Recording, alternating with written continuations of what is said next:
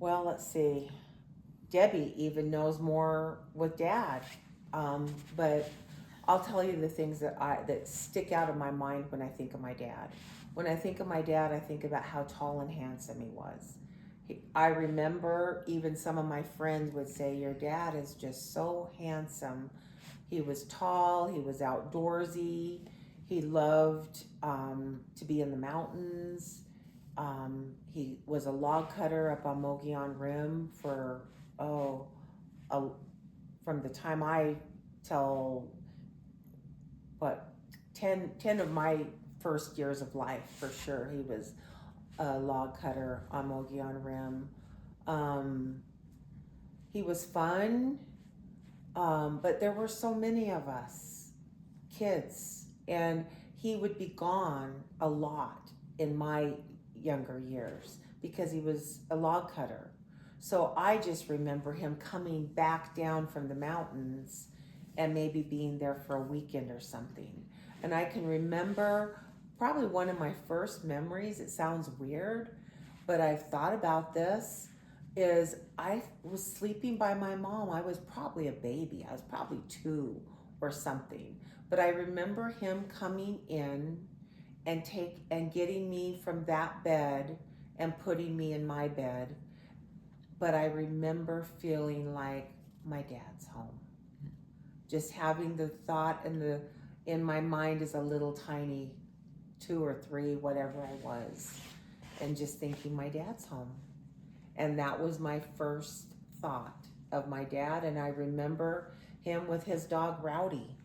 That was our dog before they That's even, right. That's right. Yes. It was our dog, but he took to him, and he loved him, and he took him, and he hated the city when we moved to the Mesa, and so he went with Dad to Dad didn't Heber like the area. city either. No. But Scott was born sick. Sick. Scott had, and I don't even to this day even understand all that was wrong with Scott. He was born with a staph infection, and if you see him, he still, it just sores. He still has that something that was when he was born. But it made us move from Heber, wherever we were living at the time. We were living in Taylor, in Cholo, and he was born in McNary. And Dad was working over in Heber, and Mom had a beauty salon in Cholo. So we only seen him when he came in on weekends and everything. He was born, he was very ill. We didn't see him from September to December. During that time, they moved us to Taylor into Mimi and Dada's old home. And then I didn't even see him for that 4 months, and then we moved to Mesa. Yeah. But I got the better, us 4 older got the better part of Dad than they did. You call him Dad too? Yes, he was Dad. And I take pride in that Kartchner name. To this day, that is my name. That is my name. We made that name in the valley. Us 4 kids made that name. No, Well, us younger ones did too. But I did too. I know, but that's it. We made the Kartchner name. We were known. We were respected. Did he adopt you? No. But you just still Back then, used and the like- Kartchner name? You didn't, We just took the name. Now, Jeff and Randy legally changed theirs when they got married. Cindy and I are so really... they could pass their name down Yeah. and have it be I legal. never even thought about that. Yeah. Ours, I got married under Kartchner. Yeah. And if you see my church records, Deborah Jean White, Kartchner Tyndall, and every word I move in, are you married before? No, that's just my name. Yeah. But I didn't know my dad like him. He, when they got married, was so good to us kids. We moved out to Obergarden. He built us a tower.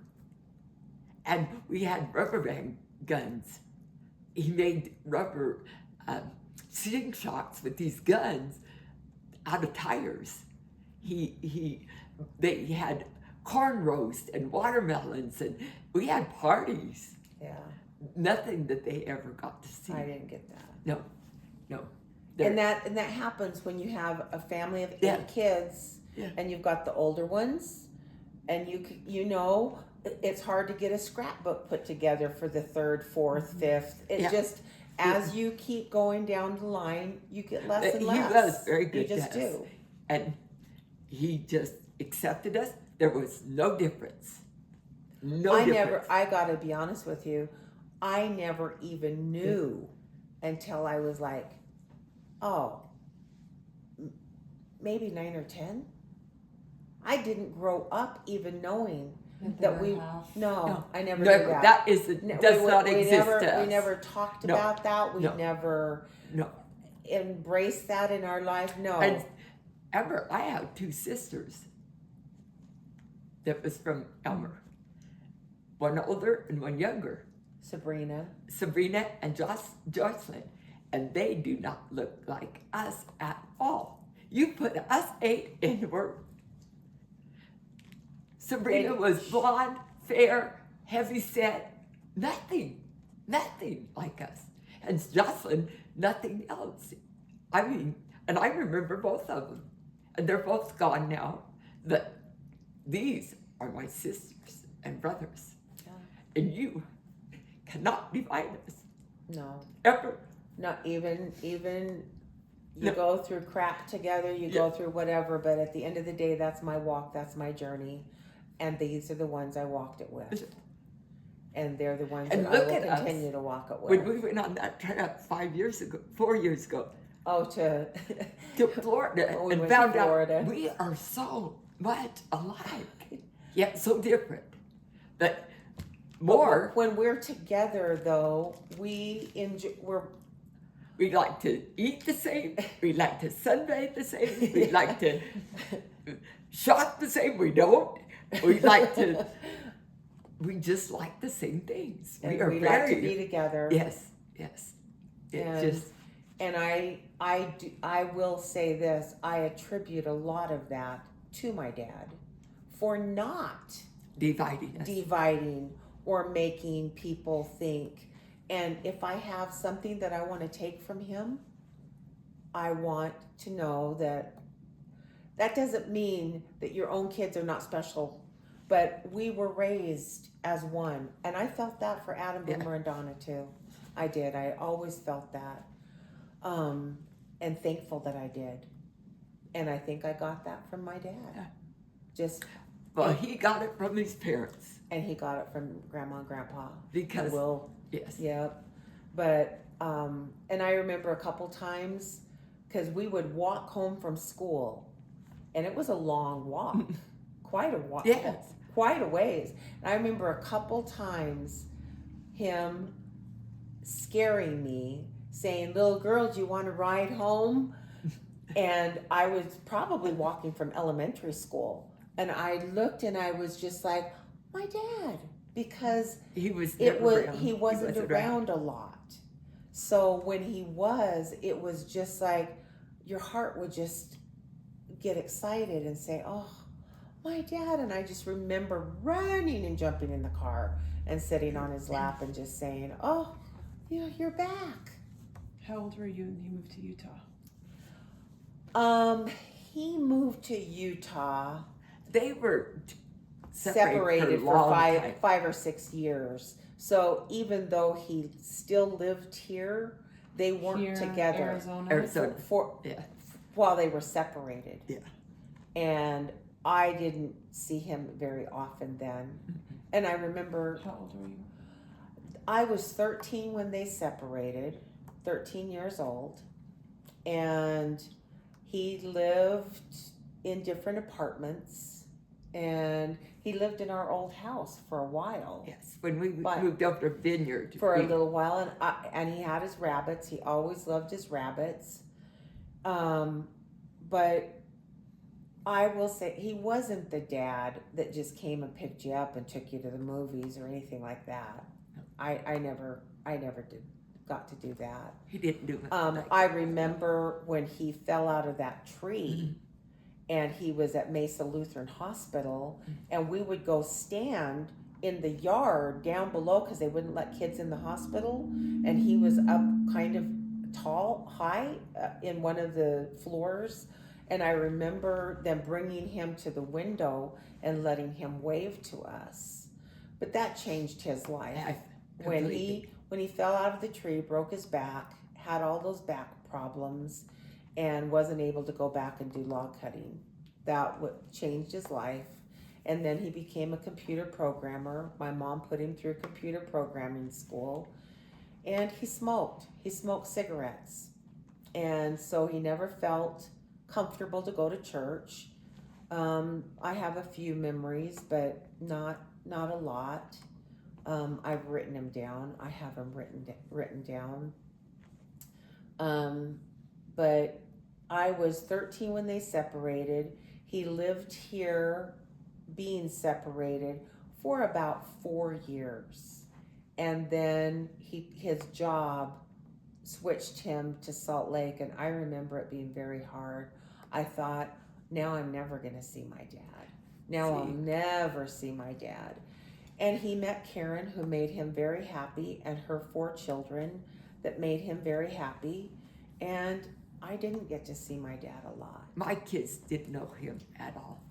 Yeah. They didn't even recognize him. They would know who he was down the street. He would come down maybe once or twice a year at the most for something special or whatever. And that's sad, because it could have been different. And then he got emphysema, and the emphysema from smoking changed his life and made him into something that he wouldn't have been. Carrying around an oxygen tank and all of that just wasn't easy. But I always had a love for my dad.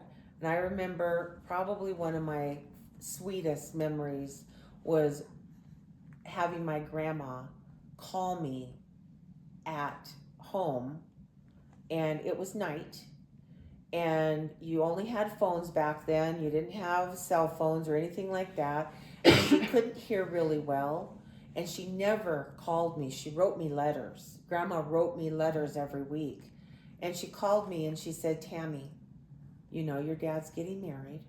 Yes. Are you going to come and go to the wedding? And I said, I wasn't planning on it, Grandma. I've got to work.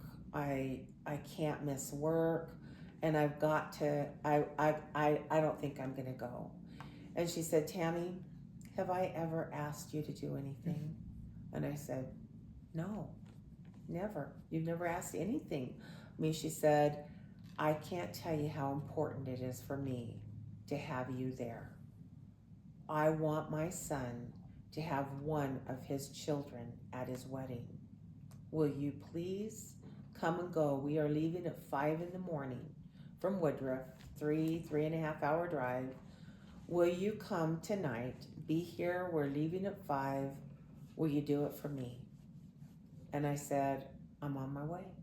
I'll pack my clothes. I'll be there. I told my work, I gotta go. I'm gonna be back, and it was hard. It was hard because I knew that my dad had taken on another family. He had taken on another family, and we weren't at that time anymore the most important in his life. They were. And you kind of know how that goes, and it's not easy. It's a pain that never leaves. But I want to think of camping out with them and having, when we would all go camp out in the mountains together. I loved that time. Oh, we did. Because that was the time. We knew Christopher Creek and Yes. Tono So well. Basin and Tono. Tono Basin? Yeah, but Tono, the National Bridge. We knew all yeah. that. We knew all that. I as was kids. littler than them, That so we knew. I just he remember. did that all with us. I remember the feeling of my parents got along.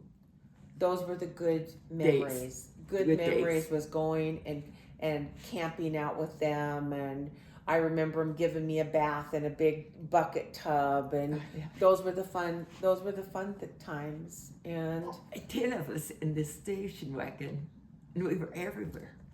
No seatbelts, no nothing. But you know what? And camping gear and clothes.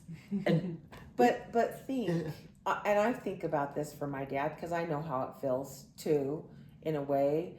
But When he was 25 years old, 25, he had Jeff, Debbie, Randy, Cindy, and me No. at 25. So that kind of puts in perspective that it was hard. It was hard. It was hard on them too. Yeah. It wasn't easy, but it's our life. And I'm glad he's my dad. And I love him and I miss him. And I loved his rabbits and I loved going to the rabbit shows with him. When Karen died, I packed him up. I packed his whole house for him. I did a garage sale. I got his house sold for him. I did the whole thing for him and was happy to do it. And glad that I got to have a few years with him. That I remember when he was living in the condo in the Yeah. like Hampton ones. Yeah, Me and Kim Hathcock would ride our bikes to Sonic yeah, and we'd get an ice cream or a drink or something. yeah. And then we'd ride the bikes to his condo and force our way in. Because I don't know that he really wanted us there. But he'd be playing solitaire on the computer Yeah. and we'd force Yeah. him off the computer and To play Rook. And he taught us how to play Rook. Yeah. I don't remember how to play Rook. You know what? The thing with my That's my memory dad, of him. the thing with him is he spent a lot of time alone. He was a loner. And he was a loner. And my mom was a butterfly. Thus, So, you have to know, he in the military ugh, played basketball and And volleyball, volleyball. all over Europe. all over Europe. He was know that. Yes. good, very Yes. good. He was so tall at He was, 1%. yeah, Oh, he volleyball was- and basketball. That was what he was known. And Grandma Kartchner used to have his Trophies, and I yes. remember her showing them to me, and I loved them, but I don't know what happened to them. I think Aunt Erlene probably has them. But yeah, all over Europe, All over Europe. I didn't know volleyball and basketball. Didn't really, at that time there was no war going on or anything. Yeah. He represented the United States and I wondered, there's a new movie out about basketball, and I wondered if he, with the church team that went to Germany, and I wonder if he wasn't on that team. You know what? The thing that I regret is We he don't didn't talk they about didn't- his life. at all. No. You know, he's got a few things that he wrote down, and his sisters would share. They loved their brother, and Erlene and Marcine both. And Kevin, my cousin, he remembers my dad going and visiting him, and he goes, I always loved when your dad would come and visit me as a kid. And so he had a way of just not putting anybody above anybody else. This is it. And so I did. I was the only one that went to his wedding. And I think I cried because, not that he was getting married, because I didn't want him alone. But I knew he would never come back to Arizona. I knew he would always live in Utah, and I would not have the memories with him that I would have had. That I missed that. But there's my dad.